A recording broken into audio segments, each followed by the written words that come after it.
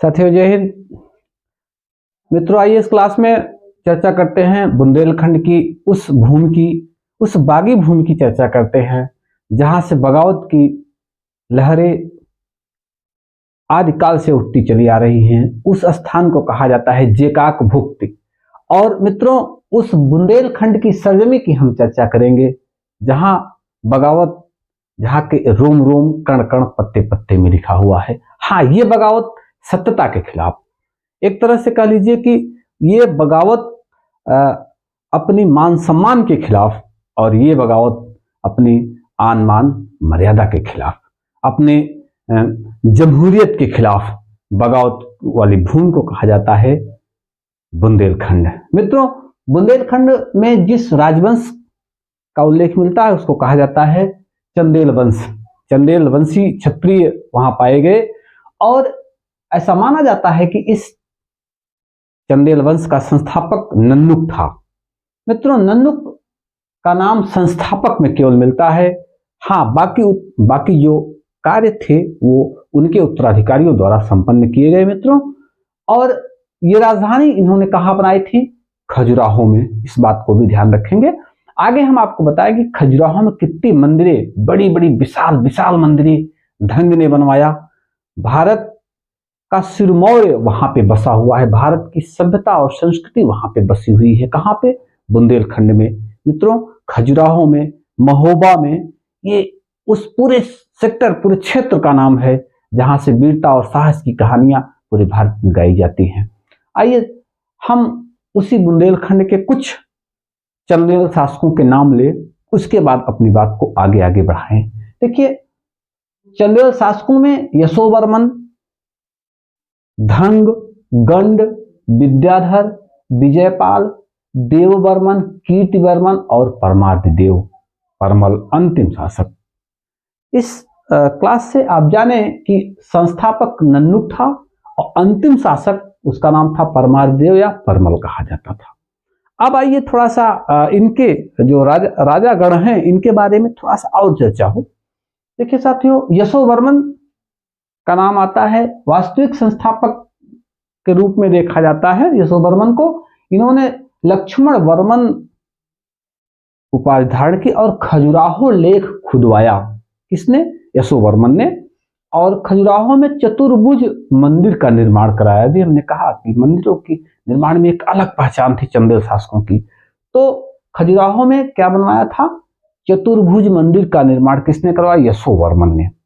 आइए अगली कड़ी में धंग का नाम लिया जाए। मित्रों अगर आप चंदेल वंश पढ़ रहे हैं और धंग को ना पढ़ें तो क्लास अधूरा रहेगा, क्योंकि क्वेश्चन तो धंग से उठते हैं।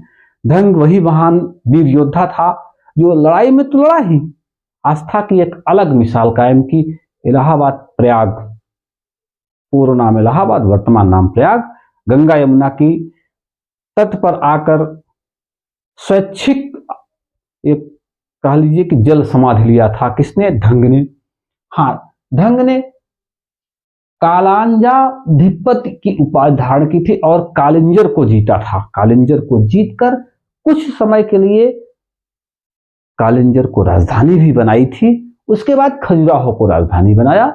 अब मित्र धंग का जो विशेष उल्लेख कर मिलता है तो कहां पे मिलता है कि खजुराहो में भव्य मंदिरों का निर्माण कराया धंग ने। जितनी मंदिरें लगभग खजुराहो में बनी हैं सब का निर्माण धंग का माना जाता है। शासक, ये साहसी योद्धा, इसके दरबार में अनेक विद्वान निवास करते थे, अनेक तरह के विद्वान निवास करते थे।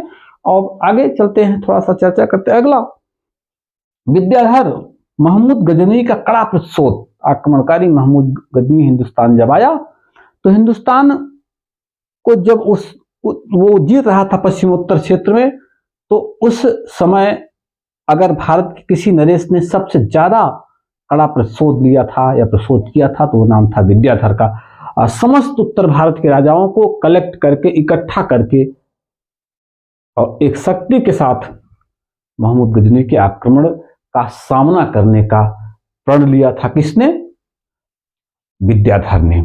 मित्रों आगे हम अंतिम शासक की बात करते हैं, परमार्दिदेव और परमल जिसे कहा जाता है। यहां से आपको हम बताना चाहेंगे, यही से मामला बिगड़ता है। पृथ्वीराज चौहान जो है अटैक करता है कहां पे? महोबा पे। अब साथियों, पृथ्वीराज चौहान महोबा पे जब अटैक करता है तो चौहान जो है परमार्थ यहाँ पराजित हो जाते हैं। चौहान की ताकत के सामने परमार्थ नहीं टिक पाते। हाँ, इतिहास में दो महान सेना नायकों का उल्लेख मिलता था जिसका नाम है आल्हा और उदल। आल्हा और उदल वीर गति को प्राप्त हुए थे इस सरजमी से, ऐसा उल्लेख मिलता है। पौराणिक कथाओं में आल्हा उदल को अमर दिखाया गया है, लेकिन इतिहास की दृष्टि से देखा जाए तो परमार्थ के दो महान सेनानायक